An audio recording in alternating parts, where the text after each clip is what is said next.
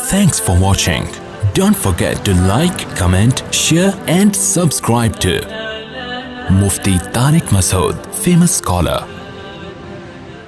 دیکھو دعائیں مانگنے میں شرم اور آر محسوس نہ کرو، اللہ کے سامنے گڑ گڑانے میں شرم اور آر محسوس نہ کرو، اس کا معمول بنا لو۔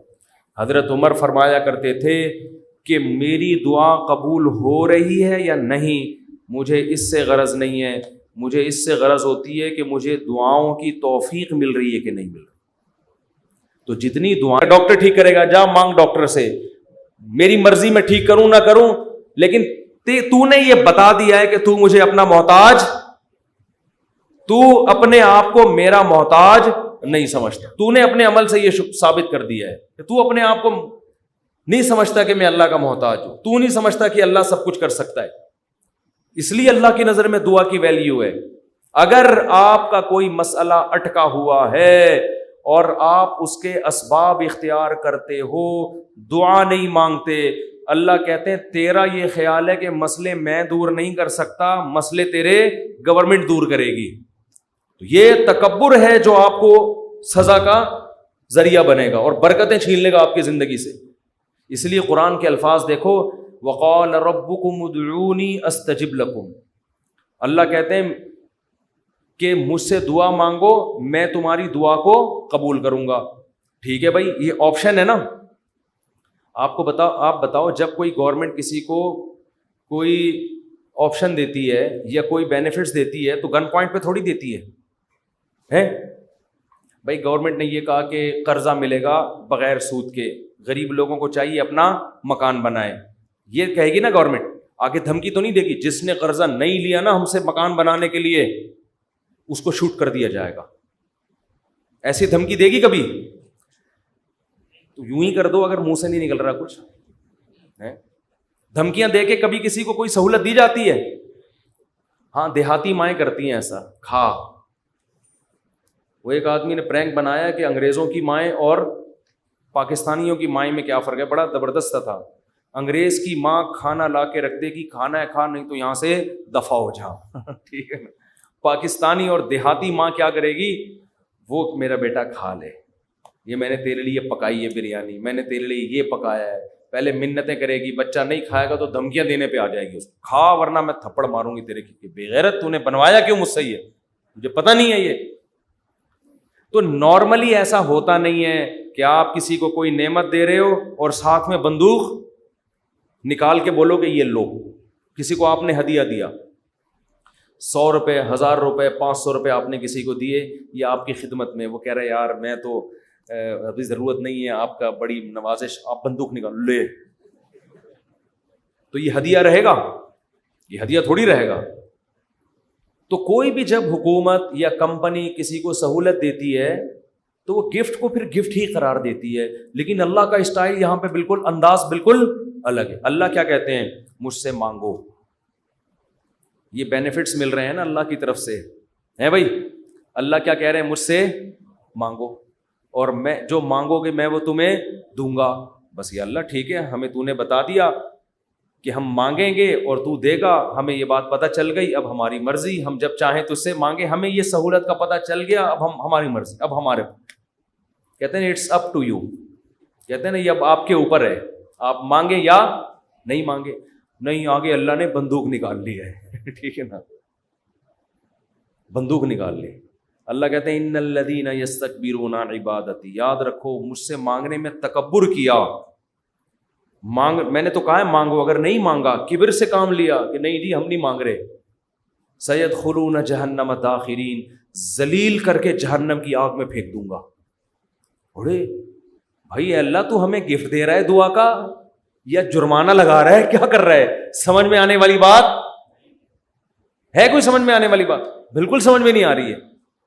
یہی وجہ ہے کہ قرآن میں اور مقام پہ جب اللہ نے کہا نا میری یہ نعمتیں کھاؤ، تو پھر یہ نہیں کہا نہیں کھاؤ گے تو یوں کر دوں گا، یہ نہیں کہا۔ اللہ نے قرآن میں کہا کلو وشربو، کھاؤ اور پیو، حد سے تجاوز نہ کرو، یہ نہیں کہا اگر نہیں کھایا نا تو جہنم میں پھینک دوں گا، یہ کہا قرآن نے؟ کیا ہو گیا بھائی؟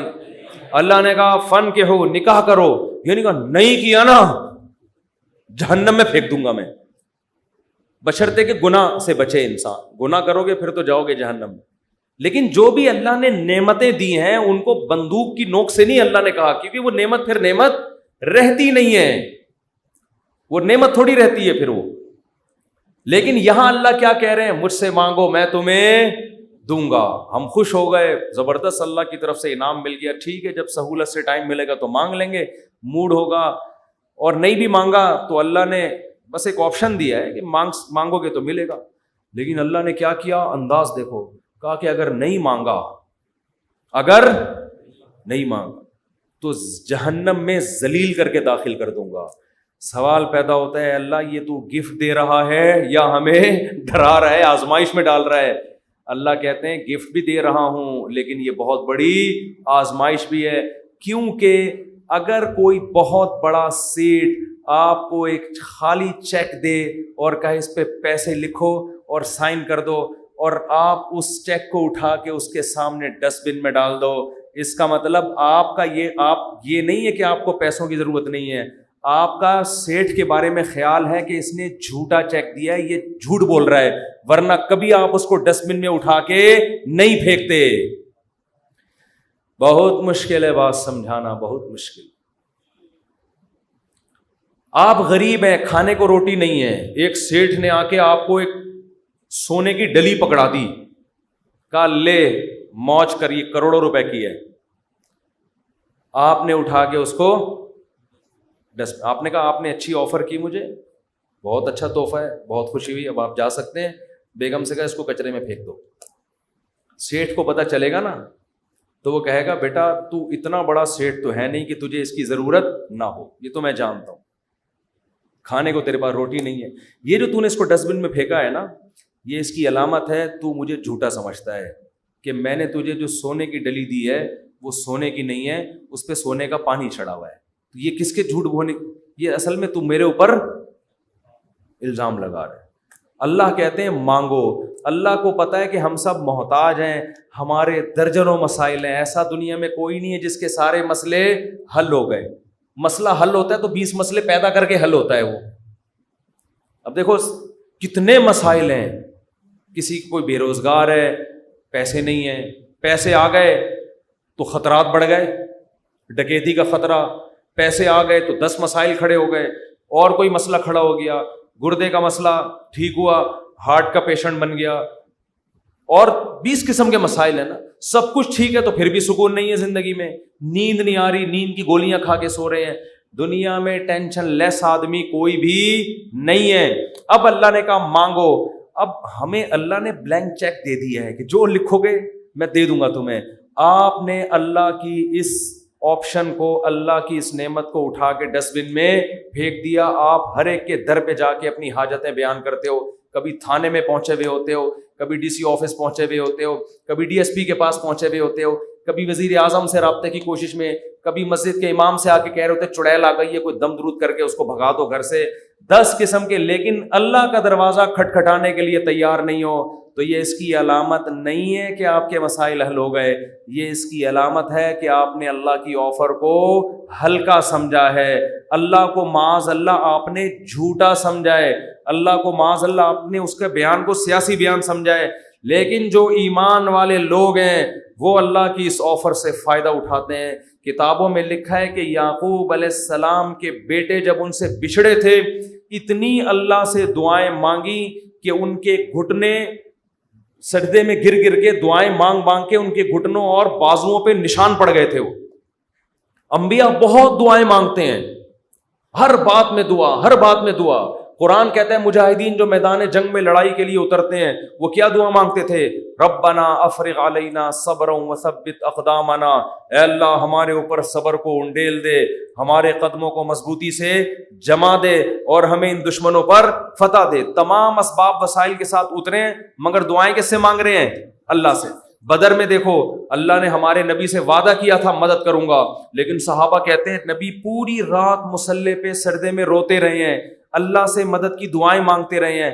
हालांकि अल्लाह ने तो मदद का वादा किया है, फिर भी मांग रहे हैं, ऐ अल्लाह अगर ये 313 शहीद हो गए तो तेरी दुनिया में इबादत करने वाला कोई भी नहीं होगा। अल्लाह को वास्ते भी दे रहे हैं। جہاں پیغمبروں کے ساتھ کوئی زکریا علیہ السلام کی اولاد نہیں, اللہ سے اولاد مانگ رہے, پوری زندگی اسی میں گزر گئی, بڑھاپے میں جا کے اولاد ملی ہے. تو سارے پیغمبروں کا اللہ نے یہی تذکرہ کیا, ہر بات میں دعا. سلیمان علیہ السلام جو حاجت پوری ہو رہی ہے فوراً کیا کر رہے ہیں, اللہ سے دعا. ایوب علیہ السلام پریشانیوں میں, زندگی ٹینشنوں میں, بیماریوں میں, قرآن کہتے ہیں اللہ سے ہاتھ اٹھا کے دعائیں مانگتے تھے. انی مسنی الضر, اے اللہ بہت پریشانی میں ہوں. انت ارحم الراحمین, تو سب سے زیادہ رحم کرنے والا. پیغمبروں کو اس سے غرض نہیں ہوتا, اس سے غرض نہیں ہوتی کہ دعا قبول ہو رہی ہے یا نہیں ہو رہی. وہ کہتے ہیں ہم مانگتے رہیں بس, ہمارا کام کیا ہے. اور یاد رکھو جب قبول نہ ہو رہی ہو نا پھر مانگنے کا مزہ ہے. مزہ کب ہے؟ آپ کے کیسی الٹی الٹی باتیں کرنے کے لیے مصطفیٰ نے بلایا بھائی. قبول نہ ہو رہی ہو نا تو پھر ہے مانگنا, تبھی تو یہ اس کی علامت ہے کہ آپ کا اللہ پہ ایمان ہے اور وہی قبول ہوتی ہے. بعض دفعہ آپ اللہ سے جو چیز مانگتے ہیں اللہ وہ نہیں دیتا, اس کا آلٹرنیٹ دے دیتا ہے.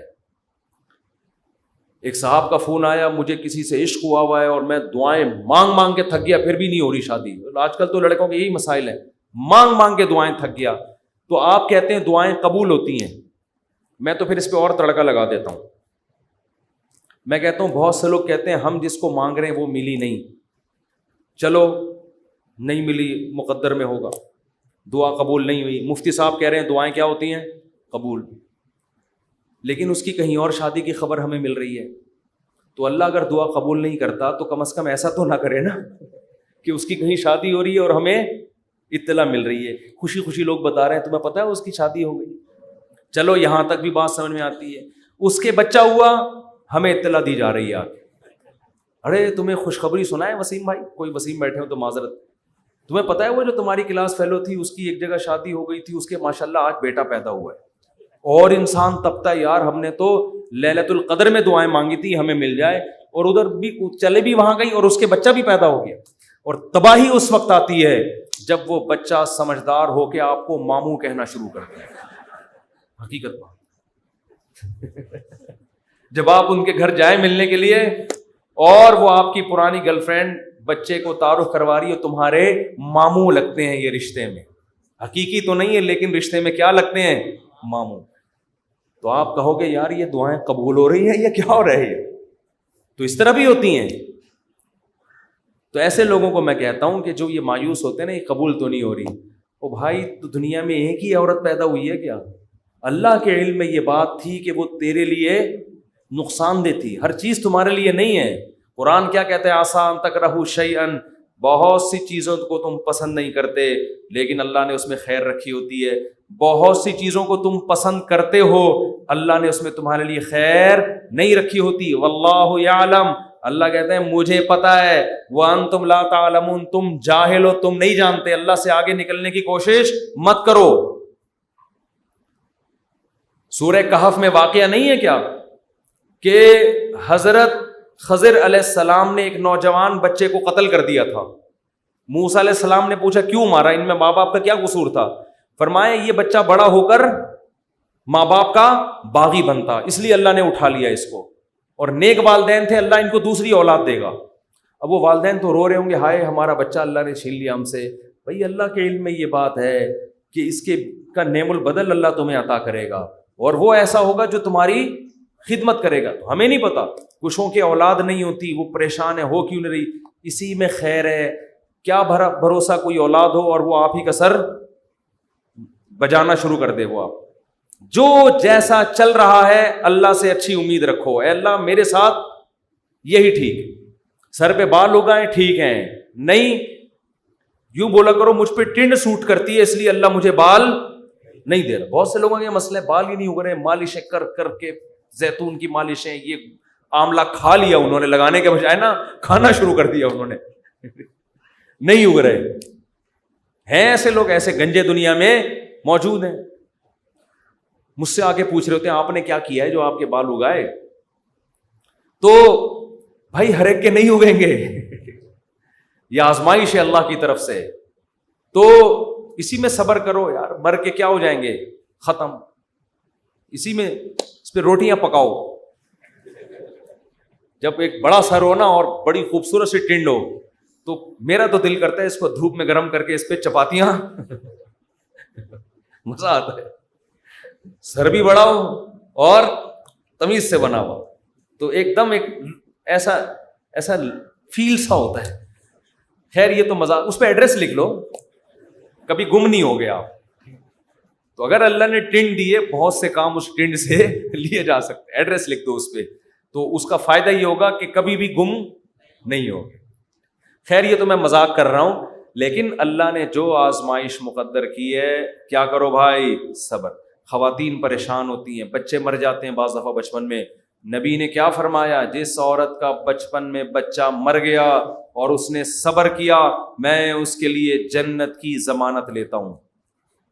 بے صبرے لوگ اللہ کو پسند نہیں ہیں.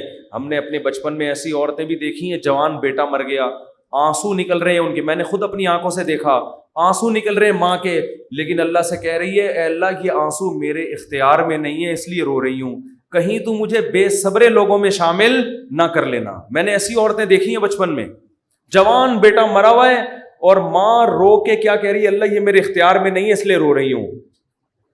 دیکھو ایسی عورتیں ہوا کرتی تھی. اب تو چیخنا, چلانا, واویلا کرنا, شور شرابہ, گھروں میں چیزیں اٹھا کے پھینکنا, اس کو سمجھتے ہیں بڑا نیک آدمی ہے یہ. تو صبر کرنے والے پسند ہیں. مانگتے رہو مانگتے رہو مانگتے رہو, اس چکر میں مت پڑو کہ کون سی قبول ہو رہی ہے کون سی نہیں ہو رہی, ہر چیز اللہ سے مانگے. نبی نے فرمایا جوتے کا تسمہ بھی ٹوٹ جائے تو کس سے مانگو, اللہ سے. اس کا مفہوم پتہ ہے کیا ہے, مطلب یہ کہ لوگوں سے مت مانگو, لوگوں سے مت مانگو. ہر حاجت کس کے سامنے پیش کرنی ہے, اللہ سے. پھر قبول ہو جائے ٹھیک ہے, نہیں ہے تو زیادہ ٹھیک ہے. اور میں نے تو اپنی زندگی میں دیکھا ہے بھائی کہ انسان حقیقت میں اللہ سے گڑ گڑا کے مانگتا ہے نا, دعا قبول ہوتے ہوئے نظر آتی ہے اس کو. دیکھو دعا کی حیثیت کیا ہے کہ آپ نے اللہ کے دفتر میں اپنی فائل جمع کرا دی, تسلی ہو گئی, آپ کا کام اب ہو جائے گا, اب آپ ٹینشن نہ لیں. لوگ کہتے ہیں نا گورنمنٹ کے ادارے میں, بھائی ہم نے فائل جمع کرا دی ہے, اب ہمارے بس میں جو تھا وہ ہو گیا, اب یہ پروسیس سے گزرے گی, جو بھی آپ کا پلاٹ آپ کے نام ہونا ہے, گاڑی آپ کے نام ہونی ہے, گھر پہ آپ کو میسج آ جائے گا. اب تمیز سے بیٹھ جاؤ, بار بار جا کے وہاں پوچھتے نہیں رہو فون کر کے, سر میرا کام ہو گیا, سر میرا کام ہو گیا. بھائی فائل, پیشنٹ آپ ہاسپٹل میں, اچھے ہاسپٹل میں اگر آپ داخل کرا دیتے ہو, آپ کہتے ہو وہ بندہ سیو ہے, اب یہ ڈاکٹروں کے حوالے میں نے کر دیا, اب آپ تسلی سے. تو جب آپ دنیا میں تسلی کر لیتے ہو یار پیشنٹ ڈاکٹروں کے حوالے کر دیا, فائل گورنمنٹ کے دفتر میں جمع کرا دی ہے, تو اللہ کے ہاں دعا مانگ کے بھی مسلمان کو تسلی ہوتی ہے. میں نے اپنا دکھڑا کس کے سامنے رکھ دیا ہے, اللہ کے. اب اس کی مرضی ہے, وہ کرے ٹھیک ہے, نہیں کرے تو بھی ٹھیک. اب میرے لیے جو فیصلہ ہوگا وہ بہتر ہوگا, لیکن اللہ آزماتا ہے. ایک حدیث بیان کر کے بس بیان کو ختم کرتا ہوں. نبی صلی اللہ علیہ وسلم نے ارشاد فرمایا کہ اللہ بندے کی دعا اس وقت تک قبول کرتے رہتے ہیں جب تک وہ دعائیں کر کر کے تھک کے یہ نہیں کہتا کہ میں دعا مانگتا ہوں مگر قبول نہیں ہوتی. عجیب حدیث ہے. دیکھو بندہ یہ کیوں کہہ رہا ہے کہ میں دعا مانگ رہا ہوں قبول نہیں ہو رہی, اس لیے کہ اسے لگ رہا ہے نا کہ جو مانگ رہا ہوں وہ مل نہیں رہا, تبھی تو کہہ رہا ہے. لیکن نبی کہتے ہیں جب تک یہ الفاظ نہیں کہے تھے نا, اس سے پہلے ساری قبول ہو رہی تھی, ساری قبول ہو رہی تھی. جب یہ کہا تو اب اللہ قبول کرنا بند. تو اس سے صاف پتہ چل گیا کہ آپ کو جو لگتا ہے نا کہ قبول نہیں ہو رہی, وہ بھی حقیقت میں ہو رہی ہیں, وہ ہو رہی ہیں قبول. آپ یہ ہم بے وقوف ہیں جو ہم سمجھ رہے ہیں کہ نہیں ہو رہی. کس طرح سے ہو رہی ہیں یہ کس پہ چھوڑ دو, اللہ پہ. تو اپنے گھروں میں دعاؤں کا معمول بنائیں. اگر اس رمضان میں ہم صرف دعا کرنا ہی سیکھ لیں تو میں سمجھتا ہوں کہ یہ رمضان ہمیں بہت کچھ دے کر جا رہا ہے.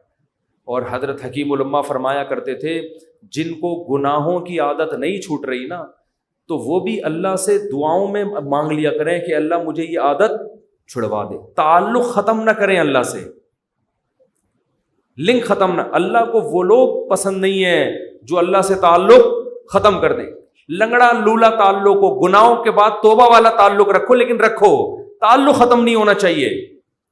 کیونکہ یاد رکھو جیسے ہم اکیلے پیدا ہوئے قبر میں بھی اکیلے ہی ہوں گے, اس وقت اللہ کے سوا کوئی بھی نہیں ہوگا. تو جس نے دنیا میں اللہ سے جتنی دوستی لگا لی, قبر میں یہ دوستی کام آئے گی.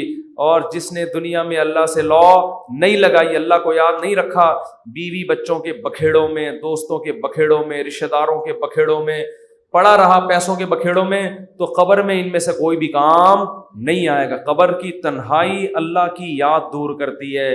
قرآن کی تلاوت, ذکر اذکار, یہ قبر کی میں روشنی کا ذریعہ بنے گی. اور اگر اللہ سے دل میں وحشت ہے, نہ مانگنے کی عادت ڈالی, یہاں مانگو گے تو وہاں بھی قبول ہوگی. اور نبی صلی اللہ علیہ وسلم نے فرمایا کہ تنگی کی حالت ہو یا خوشی کی حالت ہو, دونوں حالتوں میں اللہ سے مانگنا ہے. پریشانیوں میں اللہ سب کو یاد آتا ہے, خوشیوں میں اللہ یاد آنا مشکل. جب پریشانی ہوتی ہے ابھی تو ہندو بھی اللہ سے دعائیں مانگ رہے ہیں. کورونا پھیلا ہوا ہے, وہ بھی آ کے مسلمانوں سے کہہ رہے ہیں اللہ سے مانگو بھائی. ہماری دادی اللہ مغفرت فرمائے بتایا کرتی تھی, اور بھی میں نے یہاں ایک بزرگ تھے ان سے بھی سنا, کہ جب ہندوستان میں قحط پڑتا تھا تو ہندو مسلمانوں سے آ کے کہتے تھے اللہ سے دعا مانگو یہ قحط دور ہو جائے. تو جب سخت مصیبت آتی ہے, میں نے ایک دفعہ جہاز میں سفر کر رہا تھا, تو کراچی سے ہم پتہ نہیں اسلام آباد یا لاہور, تو کیا ہوا ہے, جہاز میں اکثر لبرل قسم کے لوگ بیٹھے ہوتے ہیں, اکثر, زیادہ تر نہیں, اکثر, جو اللہ کو ذرا کم ہی یاد کرتے ہیں, ذرا ماڈرن قسم کے لوگ ہوتے ہیں نا. جہاز میں پیسہ ہوتا ہے تو ورنہ وہ ٹرین سے, نیک آدمی ہوتا تو ٹرین سے جا رہا ہوتا نا, یا بس سے جا رہا ہوتا, بیچارہ چھت پہ بیٹھ کے جا رہا ہوتا. پیسہ آتا ہے تو دین اکثر چلا جاتا. تو اکثر جہاز میں دیکھا ہے لبرل, ایئرپورٹ پہ ہی اسٹائل پتہ چل جاتا ہے. تو ہم جا رہے ہیں, ہمیں کراچی سے جہاز چلا ہے, راستے میں کہیں موسم خراب, تو ہلکے پھلکے 2-3 جھٹکے آئے جہاز کو. میں نے تو لیپ ٹاپ نکالا, وصیت کو اپڈیٹ کر دیا نا.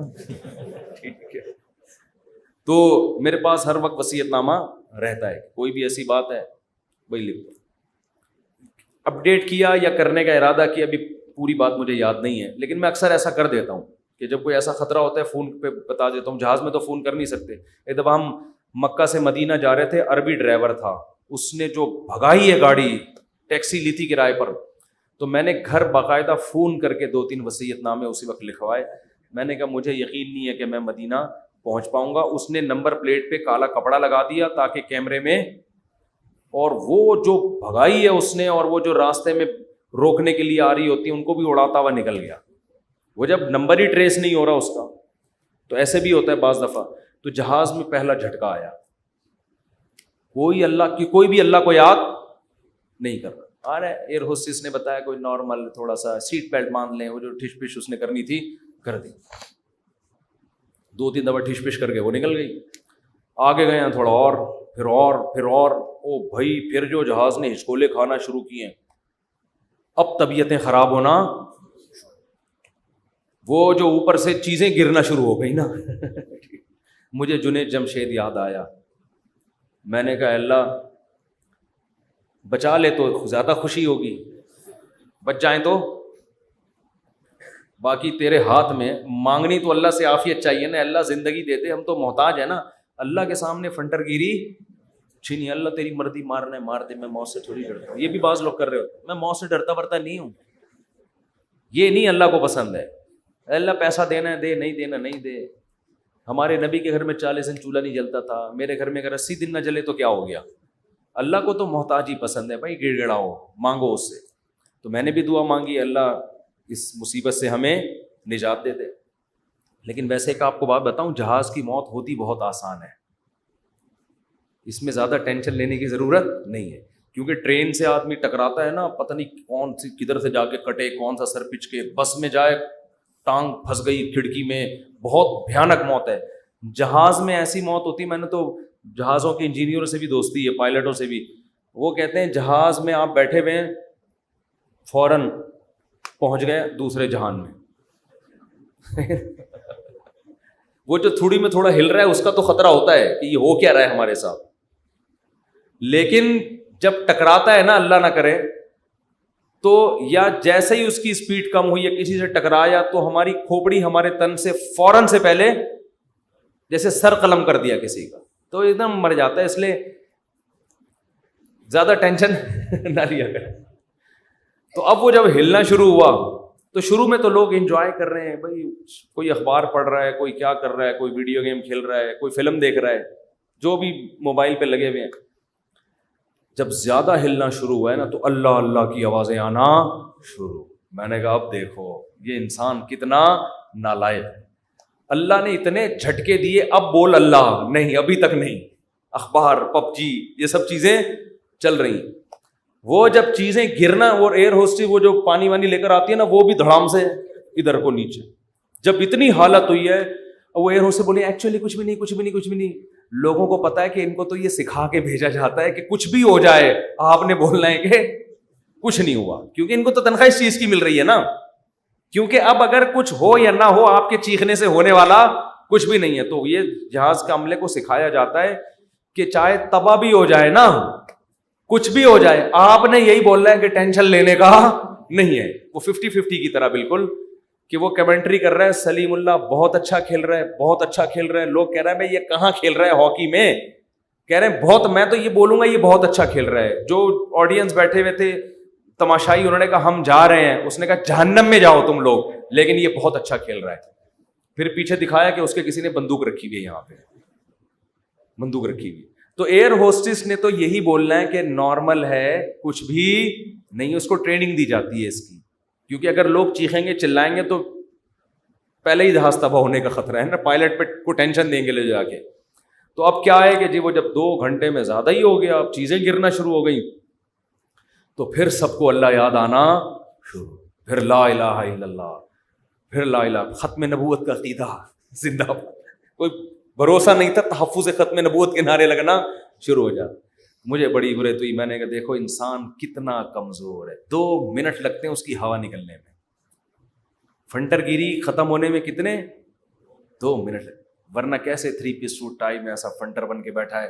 تھوڑی دیر پہلے کوئی مولوی اس کو آ کے بولتا ہے کبھی اللہ کا نام بھی لے لیا کرے, دفعہ یہاں سے, تم لوگ کو اللہ اللہ کے علاوہ کچھ آتا ہی نہیں ہے. گورا دیکھو کہاں پہنچ گیا, چاند پہ, چاند سے بس تھوڑا سا نیچے سے وہ چھلانگے لگا رہا ہے, ٹھیک ہے نا. اور تم کیا اللہ اللہ صبح تسبیح پڑھا کرو, شام کو لا الہ الا اللہ پڑھا کرو, کیا تم لوگوں نے. تو بھائی جب ایک چپت پڑتی ہے تو اچھوں کو بھی اللہ یاد آتا ہے. تو بہتر ہے کہ خوشی کی حالت میں اللہ کو یاد رکھو. تو بس تو خوشی میں اللہ کو یاد رکھو گے. حدیث میں آتا ہے کہ غم میں اللہ تمہیں یاد رکھے گا.